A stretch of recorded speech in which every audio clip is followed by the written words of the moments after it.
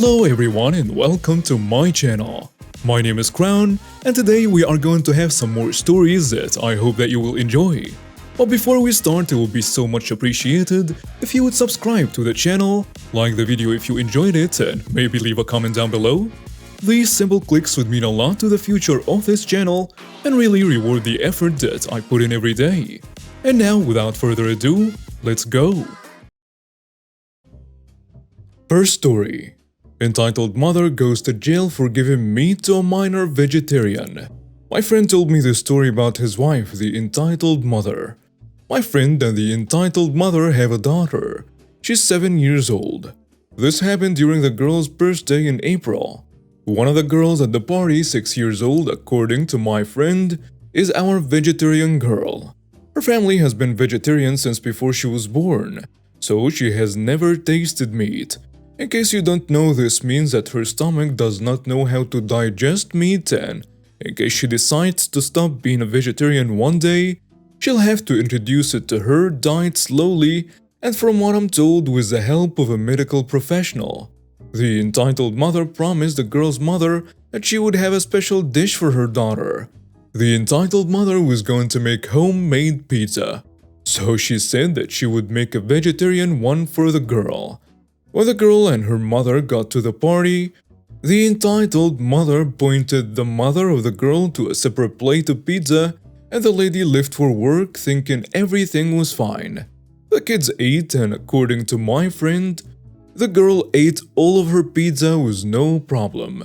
Apparently, she said that it tasted different, but the entitled mother told her that it was because she uses a special recipe for the dough, which is true. Time passes, and the girl complains of stomach pain. Suddenly, she vomits violently and cries, calling her parents. The entitled mother gets angry and yells, "What are you doing? Do you know how much that meat cost me? It was a very good high quality." The guests make her admit that she put a lot of meat on that girl's pizza to show that she's just a spoiled brat. The poor girl has eaten a lot, so everyone panics. They call the emergency number and the girl leaves in an ambulance while the entitled mother gets arrested. The girl needs a stomach pump and spends several days in the hospital because her stomach barely accepts water. She eventually returns home but must limit herself to certain foods until her stomach settles. According to my friend, the girl was born with some health problems, but we don't know if that's what caused the situation to be serious enough to require hospitalization. This has never happened to anyone I know, so I don't know if hospitalization is normal in this situation. I only knew about not being able to eat meat all at once because a friend who is an ex-vegetarian told me about it. The trial has just ended, and the entitled mother must pay a large compensation to the daughter's family. She will also spend a long time in jail, as she has shown no remorse for what she has done. Apparently, she kept stating that she has done it on purpose and that all children should eat meat. When the judge handed down the sentence, the entitled mother shouted that everyone was against her for trying to give protein to a girl who desperately needs it because her parents are killing her. Quote from my friend. My friend has had a pretty bad time, but the girl's mother has talked to him and doesn't blame him since it was shown that he didn't know the entitled mother was going to do that. He was out of town for a month for a family emergency. He came back the morning of his daughter's birthday and has voluntarily submitted all communications he had with the entitled mother at the time. Now that the trial is over, he is asking for a divorce. Taking everything into account, the entitled mother will not be entitled to anything. Their daughter will still be a minor when the entitled mother gets out of jail, but it's highly unlikely that she will be awarded any custody. She at most will receive visits at a safe point. Their daughter is in therapy and the poor thing is very confused. Her father has explained the situation to her and she knows that it's not the girl's fault that her birthday was ruined. Apparently, the entitled mother has done this to her brother before when he became a vegetarian, but he could recognize a taste of meat and immediately confronted her. I hope the entitled mother learns a lesson this time. I'm glad to say that the poor girl has recovered and is still friends with my friend's daughter. Next story. That time a Karen thought an army cadet worked at McDonald's. Some background. At the time of this incident, the summer of 2014, I was 14. I was a member of the army cadets here in the UK. I was traveling back from a weekend camp with a group of about 35 cadets and 6 adults. At this particular camp, I had completed a 48-hour fieldcraft exercise, including mock attacks, creating a camp, sitting and defending from ambushes, and a 9-ish mile hike in full kit with Bergen and rifle. Out of the previous 72 hours, I had slept for maybe 3 and consumed so much caffeine, at one point I could hear my eyeballs moving. While on the coach home, my friend had doodled on my arm. So I had some quite intricate battering visible on my hand when I rolled my sleeves down. After about 3 hours on the bus, we stopped at some service for food and a toilet break. Important note, I was dressed in my full cadet uniform, which was camouflage combat and smock and shiny black boots, complete with rank slide and beret. Of course, we have a Karen. Me, a very tired cadet just wanting food. Sam, the most senior adult on the coach home, who is a large balding man with a very deep booming voice and a heart of gold. Winter, the most senior cadet on the coach, a short slim female who was the most aggressive person I have ever met. The story. So there I was, the picture of an exhausted teenager, stood with my friend in front of the pricing board for the McDonald's in a service station, trying to marshal my brain to do the math, to work out how much what I wanted was going to cost. Surrounded by people dressed the same as me, in a similar state of exhaustion. I can vaguely hear someone complaining about all these people in the strident, petulant tones of a wild Karen. All of a sudden, the crowd parts like a shoal of fish in front of a roaming shark, leaving only me in the way. I feel a hand grab my shoulder and wrench me around then. I want 2 Big Mac meals with chocolate shakes and a chicken nugget Happy Meal with milk. What? I realize that I'm standing in front of the prices and step to one side, mumbling an apology and going back to counting my money. Karen grabs me again, and this time shouts at me. Are you stupid? I said I want 2 Big Mac meals with chocolate shakes and a chicken nugget Happy Meal with milk. I stare at her blankly, then say, I'm not stupid. I just don't work here. I don't care. Give me my food. At this point, I just kinda lost it. Miss, I don't know who you think you're talking to, but don't you think it's a bit weird how the workers wear gray and I'm wearing camo? And you know, I've got drawings all over my arm. Or is your head so far up in the clouds, you cannot tell the difference? Now I have had an exhausting weekend, and I'm going to get my food. If you touch me again, I will defend myself. And all the shouting had attracted the attention of Winter. Hey, what's going on here? I don't know. I pointed to Karen. This woman just grabbed me and yelled at me, so I yelled back. I just want my food. Winter nodded, then gestured me towards the ordering counter. Ma'am, I'm going to have to ask you to step away from my cadets. Winter placed herself between me and Karen. Karen now loses her mind and goes into a screaming fit, yelling about disrespect and duty. Winter, not to be outdone, begins shouting back about how Karen should respect the cadets. Enter Sam, who shouted loud enough that I could feel it through the floor. Enough! Winter, go order your food now. He wheeled to Karen, who was shocked into silence. As for you, I suggest you wait elsewhere until we're all gone. But I'm the victim here. I saw everything. Now leave. Karen looks scared and scurries off, and that's the end of it. Sam and Winter both checked if I was okay, then left me to my meal. You should have seen that woman running out of the store. It was glorious. Next story. Do not let the VP know we're over budget. This is a bit long, but several years ago I worked in the purchasing department of a large semiconductor company in the US. Mostly I handled all the non-production purchases and contracts like office equipment, building management, travel contracts, that sort of stuff, but my biggest role was negotiating and approving temp staffing contracts for our US factories. One day a director, we will call him Bill, sends me a request for $150K for temp workers at a small facility in the middle of nowhere, Florida.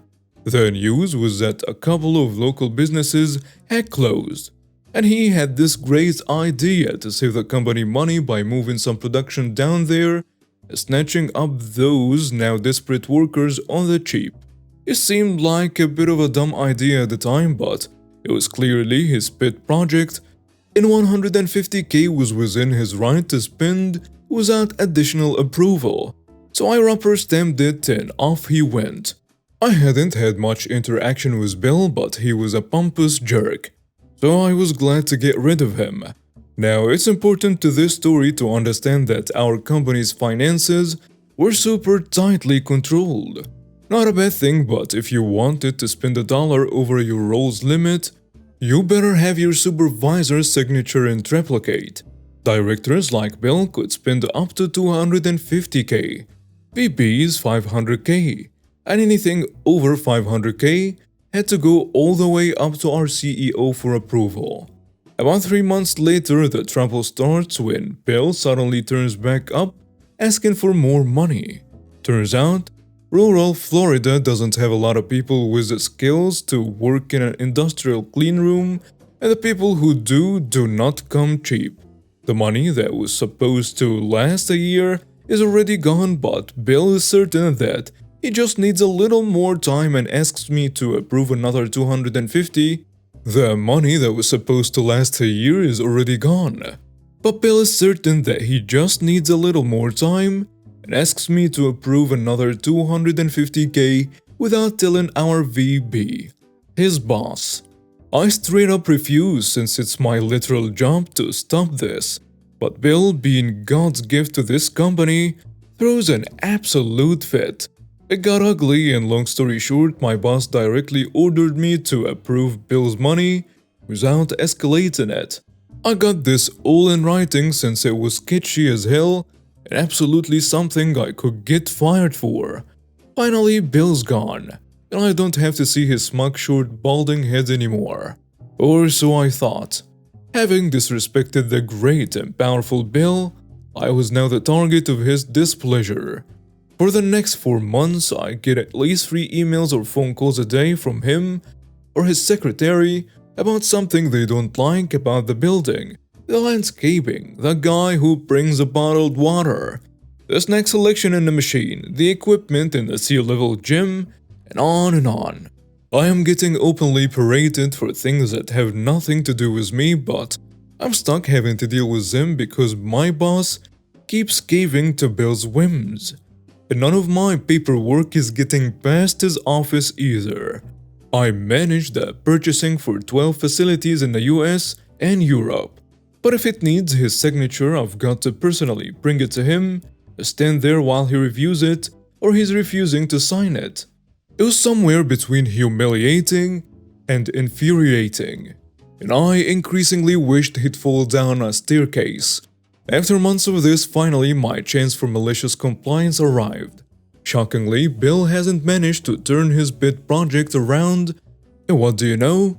Just needs $250,000 to get him through the year.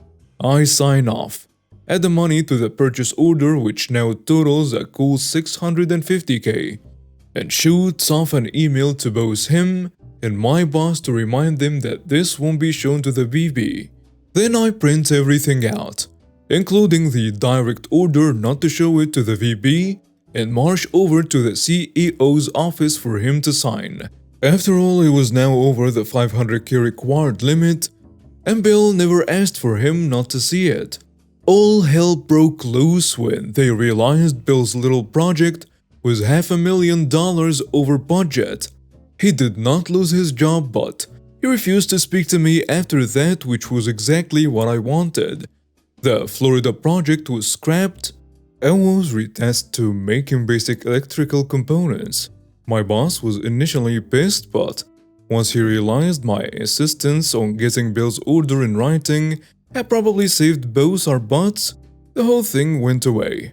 I was there for another year, and thankfully Bill never made an appearance in my office ever again. Next story. Entitled parents demand a waiter to turn off the TVs as punishment in a busy restaurant. So I've been on a beach house vacation with my grandparents, aunt and uncle and cousins. My aunt and uncle have 3 kids, Elise 10, Liam 8 and Trevor 6, and have a very conservative way of raising them, with only 1 hour of screen time a week for each of them. They do not have personal electronics, which I think is acceptable, but I was raised quite differently, being given an iPad at age 8 and a phone at age 11. Now in my mid-teens, I don't use my phone often, but often enough for a conservative adult discomfort. I let Elise and her siblings play Minecraft for an hour on my iPad, and when my uncle found out, he was livid. He called me a bad influence and a bad cousin. He told the kids that if they even so much as looked at a screen, he would pack them up and send them home. From North Carolina to New Hampshire. For context, never mind the fact that it's summer vacation, he went full psycho. I couldn't show the kids a photo I took of the sunrise that morning, since it was screen time. And they couldn't even pass by me when I had my phone out, because the entitled dad would intercept it. Now, while on their little screen ban, we went to dinner at a restaurant with TVs, football games and so on, playing in the background. The entitled parents tell the kids that if they see their eyes so much as past the TV, they will be going home. The entitled dad signals over the waiter and asks if they can turn off the TVs, since his kids misbehaved and do not deserve to have it on in their presence. The waiter gave him a weird look and told him that he check, code for no, and returned to the kitchen. The entitled dad asked again, and the waiter said that since there were other people in the restaurant, they could not halt the entertainment system just for them. The entitled dad sat angry and tried to get the rest of the family to leave, but we had already received our food, so they refused. The entitled dad was fuming. The entitled mother was making sure kids did not look at screens still. These people are psychos. Cannot believe I'm related to them, to be honest. All I wanted to do was play Minecraft with my little cousins. And now we have reached the end of today's stories. Thank you for watching and see you next time.